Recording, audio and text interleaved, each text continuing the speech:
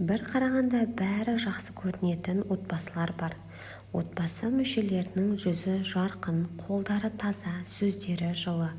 Бірақ олардың ішінде ешкім айтпаған ауыр, жылдар бойы үнсіз сақталған бір сыр болады. Бұл сондай бір отбасының әңгімесі.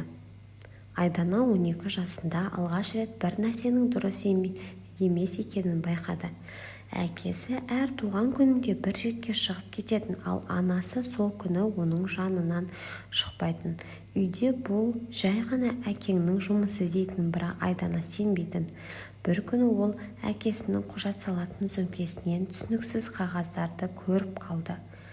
Онда әкесінің аты-жөні, туған жылы жазылған және қамқоршылық құжаттары деген жазу бар еді. Айдана түсінбеді. Бұл неге бізге қатысты деген ой маза бермеді. Айлар өтсе де Айдана сұрақ қоймады. Үйдің ішінде бір тыйым бар сияқты еді. Әкесі туралы, өткен өмірі туралы ешкім сөйлемеді.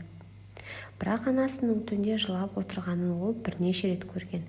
Әкесі бір бөлмеде ұзақ отырып, қолындағы ескі фотосуретке қарап қалатын.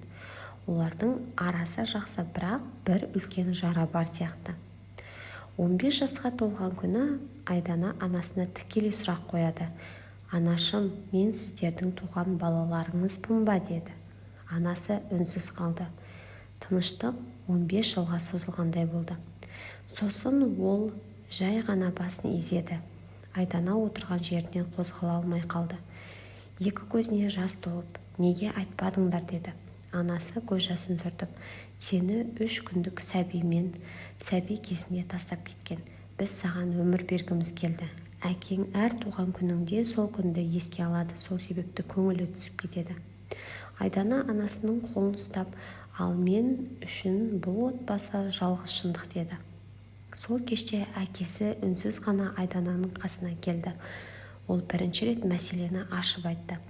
«Сені көргенде оның бізге берген ең үлкен сыйы үшін алғыс айтамын. Сен біздің өмірімізді толтырдың.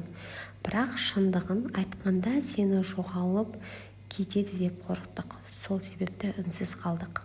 Айдана басын көтеріп, «Мені ешқайда кетпемін. Сіздер мені таңдадыңыздар. Бұл үлкен махаббат». Әкесі жылап жіберді. Бұл оның Айдана туғалы бір оңашада жылаған алғашқы сәті еді. Адам тегі қанмен емес, жүрекпен жазылады. Кейбір шындықтар ауыр болады, бірақ оларды айту жараны емдейді. Айдананың отбасы сол күннен бастап жаңа, таза, ешқандай құпиясыз өмірді бастады. Өйткені кейде бір сырды айту бүкіл тағдырды жеңілдетеді. Осымен достар, біздің әңгімеміз аяқталды.